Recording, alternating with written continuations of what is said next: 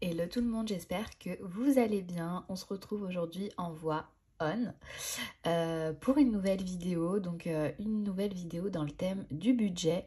J'avais fait une première vidéo où je vous montrais mon matériel, le fait que j'ai testé les enveloppes budgétaires et je me suis dit ce serait bien de faire une autre vidéo pour faire un petit peu un point sur ces enveloppes budgétaires.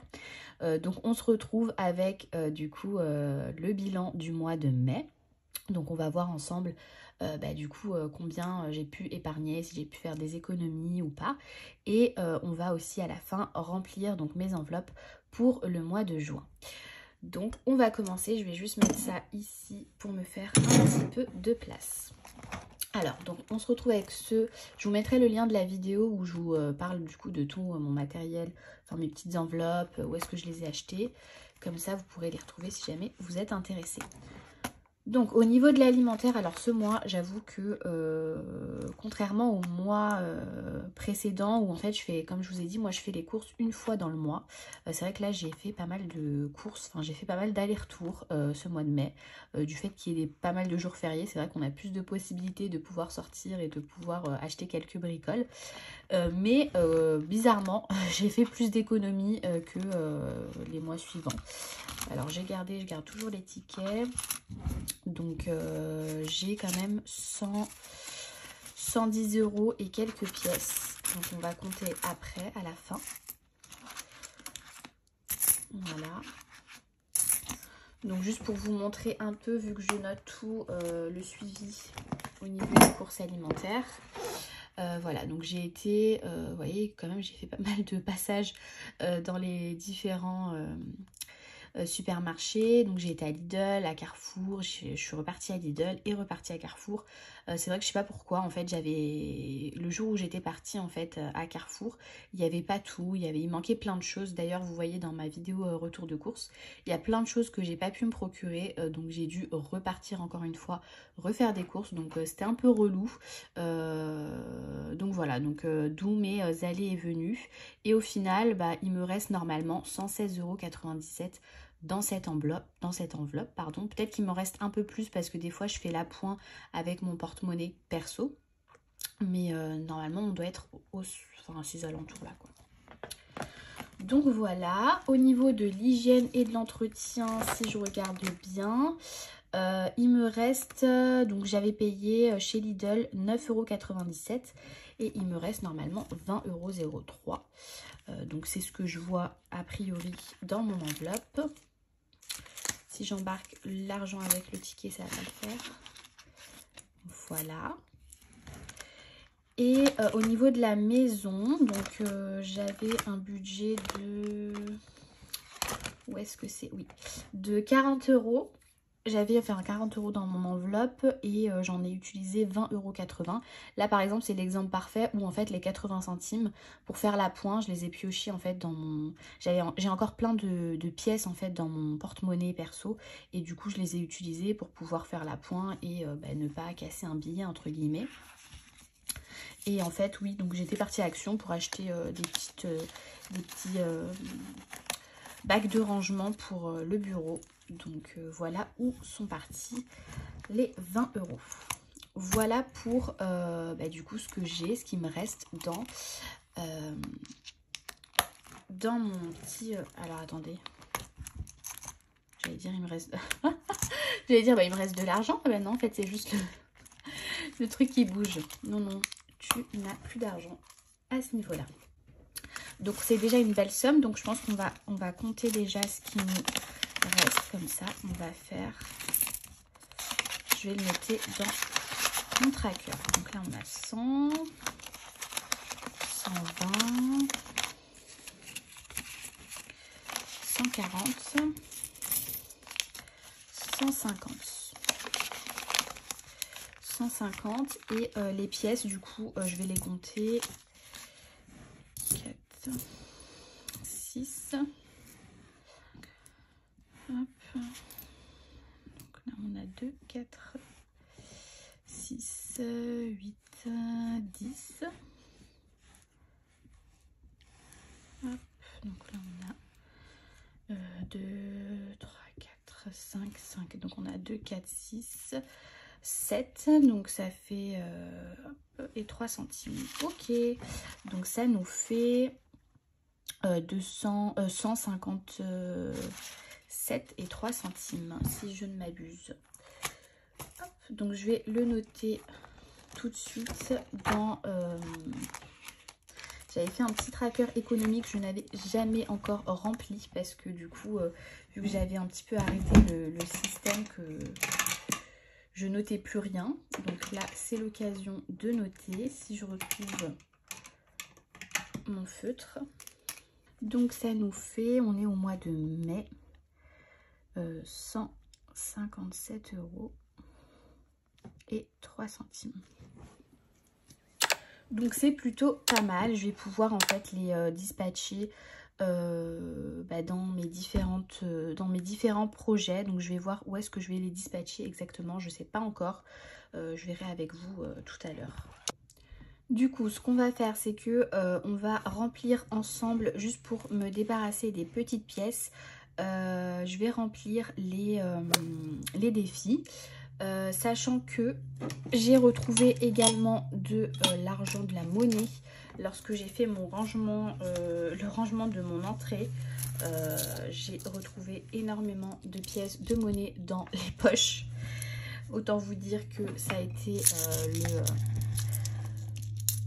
le trésor, quoi, le trésor caché.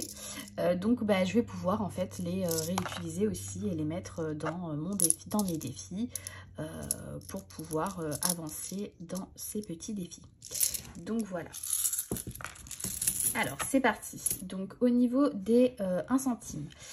Alors combien de 1 centime? J'ai 1, 2, 3. Que je me plante pas. Bon, j'ai 3 centimes. Hop, donc je vais les mettre dans mes petites boîtes qui sont là. Hein, je vous les avais présentées, des boîtes en verre. Hop, donc 3 centimes. Et je vais pouvoir donc... Hop, je vais faire donc 1, 2 et 3. Voilà. Ensuite, on passe aux 2 centimes. Donc 2 centimes, là j'en ai un peu plus. 1, 2, 3, 4, 5, 6, 7, 8, 9. J'en ai pas de cachés. Donc j'en ai 9. Je vais le mettre dans le petit bocal. Donc 9. Alors c'est vrai que les pétales, on les voit pas très bien. Donc 1, 2, 3,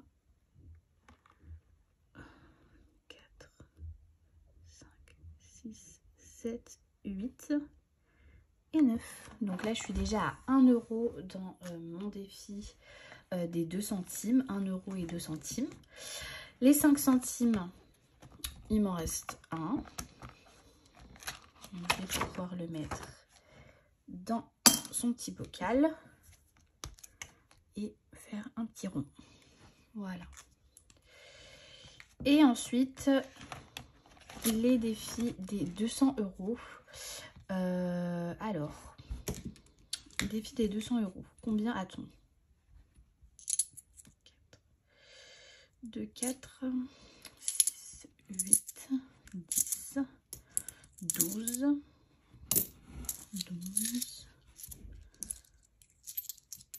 14. Donc là, pour l'instant, j'ai 14. Donc, on va faire 4, 16, 22. Oula, j'en ai fait un peu trop là. Je me suis emballée.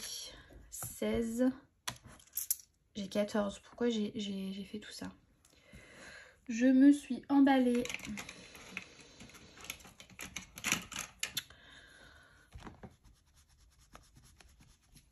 J'ai oublié mon éponge magique. Je vais effacer plus tard. Je me suis un peu trop emballée là. Non, tu n'as juste 14. 2, 4, 6, 8, 10, 12, 14. Donc, on a fait 4, 5, 6, 7, 7. 7. si on peut cocher le 8. Donc ça fait 8, 9, 10, 11, 12, 13, 14. Bah si, pourquoi j'ai bugué? Là, j'ai vraiment bugué. Donc on a 14, donc 8 et 6. Donc ça, je peux les ranger dans leur calme. Ensuite, il nous reste encore 1, 2, et il me reste donc 3 € que je vais mettre là et que je vais cocher ici. Donc là, je pourrais pas savoir vraiment à combien j'en suis, étant donné que je coche un petit peu aléatoirement. Je suis pas forcément la ligne. J'essaye vraiment de faire au maximum les grosses sommes, entre guillemets, donc les 4 €, les 3 €. Comme ça, je me dis, les autres sommes, ça ira beaucoup plus vite.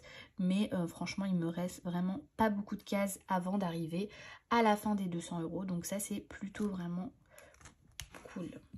Et il me reste 50 centimes ici que je vais laisser pour plus tard. Donc je vais mettre dans ma petite pochette.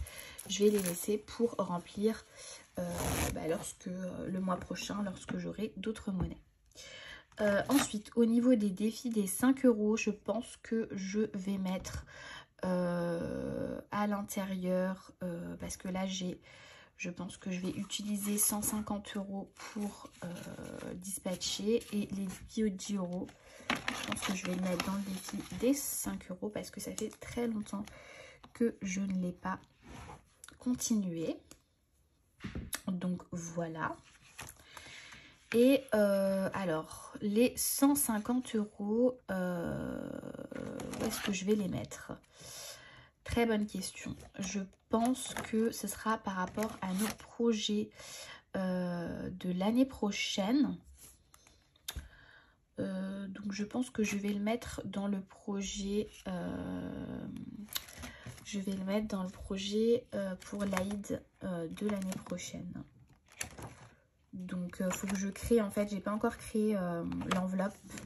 Et l'enveloppe et le tracker. Donc je pense que je vais le faire, et du coup je mettrai en fait ces 150 € dans le projet Aïd 2024. Voilà, donc je pense que ça sera ça. Ensuite, donc on va passer au remplissage des enveloppes. Tant qu'à faire. Alors, je vous ai dit des bêtises, hein. Il me reste 140 €. Je me suis rendu compte, en fait, en tournant la page, je me suis dit, alors, c'est pas possible, tu as économisé 157 €. Tu as mis 10 € en fait dans ton défi. C'est pas possible qu'il te reste à la fin 150 €.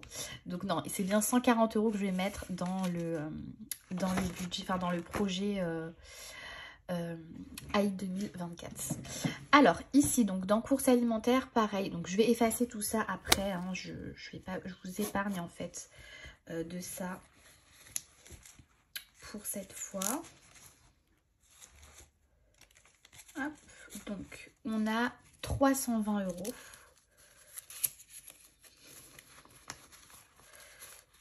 200. Hop. 200. J'essaye de prendre des coupures en fait des 50 et des petits billets, parce que des fois comme quand je vais à Lidl ou autre, je paye pas forcément des grosses sommes. Donc là on est à 100, 200, 2, 4, 6, 8, 10, 300 et 20. Donc 320 €.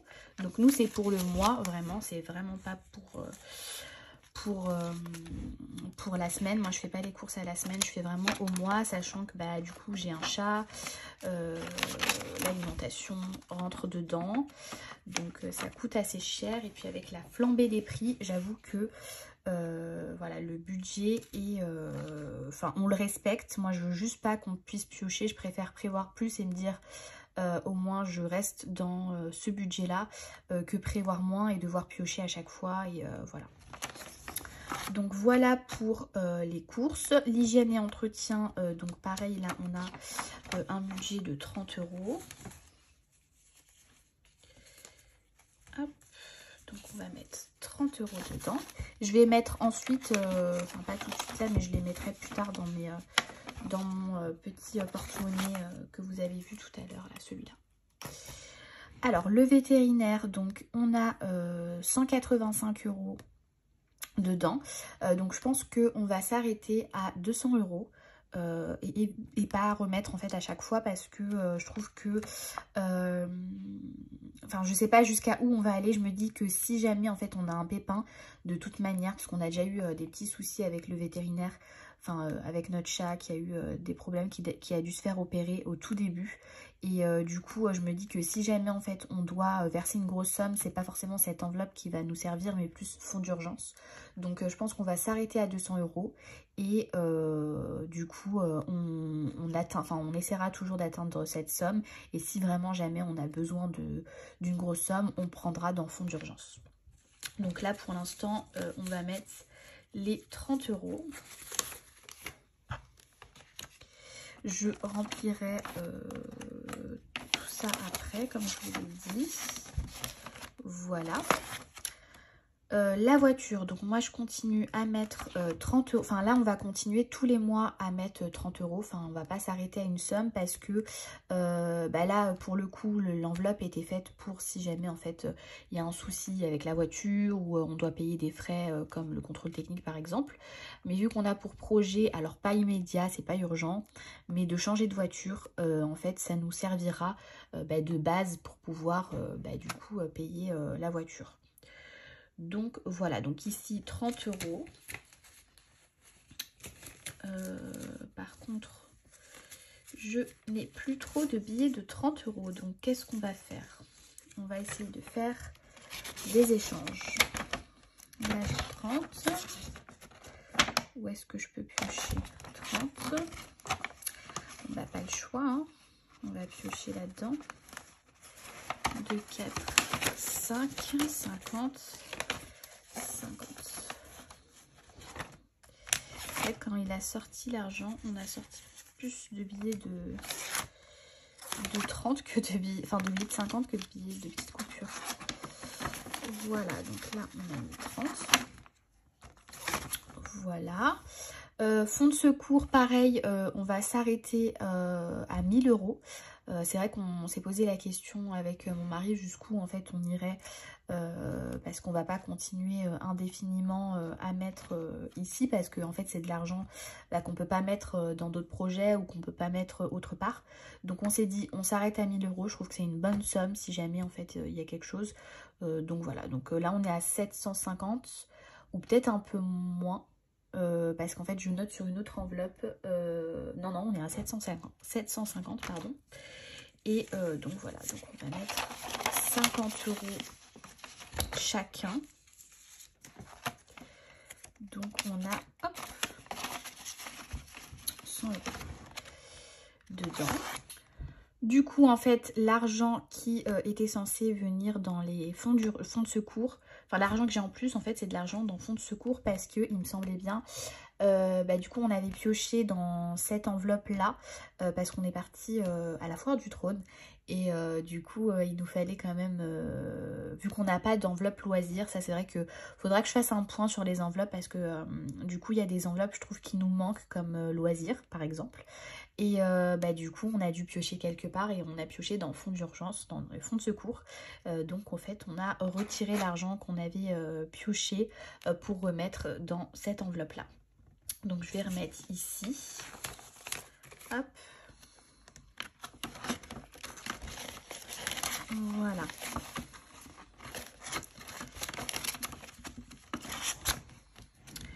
Ok, bon, on est plutôt pas mal. Du coup, si on fait un point sur toutes les enveloppes, donc normalement je les ai toutes remplies. Shopping perso, donc je la remplis plus parce que j'ai une enveloppe de 200 €. D'ailleurs, je ne l'ai pas noté, mais j'ai 200 € en fait dans cette enveloppe. Voilà, je trouve que pour l'instant, je vais m'arrêter à là parce que, comme j'ai dit, j'arrive à être de moins en moins dépensière. Donc je trouve que voilà, 200 €, si j'ai envie de m'acheter quelque chose, je pourrais m'acheter quelque chose avec. Et si jamais j'ai besoin en fait de remettre de l'argent dedans parce que j'en ai plus, dans ce cas là je remettrai en route l'enveloppe, mais pour l'instant c'est pas le cas. Donc maison, ça on l'a rempli. Santé, du coup je vais mettre mes 5 € dedans.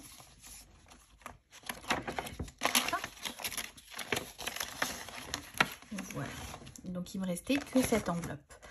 Ensuite, je vous avais présenté ce tracker que j'avais fait, donc c'est un nouveau tracker parce que je m'y retrouvais pas pour tous les cadeaux en fait qu'on faisait au cours de l'année. En fait, on a eu pas mal de mariages, de naissances et on devait faire des cadeaux. Donc on a commencé à budgétiser tout ça dans le sens où on mettait en fait à chaque fois de côté pour pouvoir avoir une enveloppe dédiée à ce enfin c'est pas un projet mais à ces dépenses-là. Et du coup, on est arrivé à une somme de 200 € et au final, ça m'a bien servi parce que j'ai dû acheter 2 cadeaux pour des naissances que j'ai noté ici. Donc voilà, donc j'ai noté la date à laquelle j'ai acheté les cadeaux, le montant et pareil. Donc là, on est dans un... il nous reste en fait dans cette... enveloppe 151,53 €. Donc c'est une enveloppe virtuelle parce qu'en général les achats, par exemple comme ce 20,47 €, j'ai trouvé une bonne affaire sur vente privée. Je crois c'était des vêtements, je crois c'était Sergent Major ou Verbaudet, je sais plus, à prix réduit. Donc forcément j'essaye d'anticiper parce qu'on sait à l'avance quand même les naissances en général, donc ou alors les mariages. Donc si on peut trouver des choses à prix réduit de bonne qualité, vaut mieux en profiter. Donc tout se fait virtuellement. Voilà, donc il nous reste 151,53 €. Donc là, on va pas remettre, je trouve que c'est quand même une belle somme. Voilà, lorsqu'il nous restera plus que 100 € ou 50 €, dans ce cas-là, on remettra un petit peu chaque mois. Mais pour l'instant, on ne bouge pas de ce tracker. Ensuite, ici, donc on a les défis qu'on a remplis. Donc voilà, en tout cas pour le budget du mois de mai. Donc je trouve qu'il a été quand même assez, enfin pas rentable, mais assez bénéfique vu qu'on a quand même pu économiser une certaine somme. Ce que je vais faire, c'est que moi je vais commencer à créer d'autres trackers parce que comme je vous ai dit, je me suis rendu compte qu'il me manquait des choses ou alors que certaines choses n'étaient pas forcément bien faites, notamment les défis. Je trouve que par exemple les 5 €, lorsque je coche à chaque fois comment dirais-je, les billets de 5 € que je mets dedans, en fait je sais plus où j'en suis, enfin je sais pas quelle somme j'ai atteint. Donc il y a des petits trucs que je vais refaire, alors c'est pas urgent. Et des enveloppes que je dois créer comme loisir. Au final, je me suis rendu compte que du coup, lorsque on sortait avec nos neveux ou qu'on sortait tous les deux, c'est vrai qu'on n'avait pas une enveloppe spécifique et donc on piochait un peu à droite à gauche où est-ce qu'on pouvait piocher. Donc ça, c'est des dépenses qu'il faudrait qu'on budgétise pour le mois. Donc voilà, alors j'espère que ma vidéo vous aura plu. Si c'est le cas, n'hésitez pas à la liker, à vous abonner à ma chaîne si ce n'est pas encore fait. Et je pense qu'on se retrouvera à chaque fin de mois pour faire un petit peu le point sur ces enveloppes budgétaires, sur du coup les économies que j'ai pu réaliser et du coup le remplissage aussi, je vous montrerai. Donc voilà.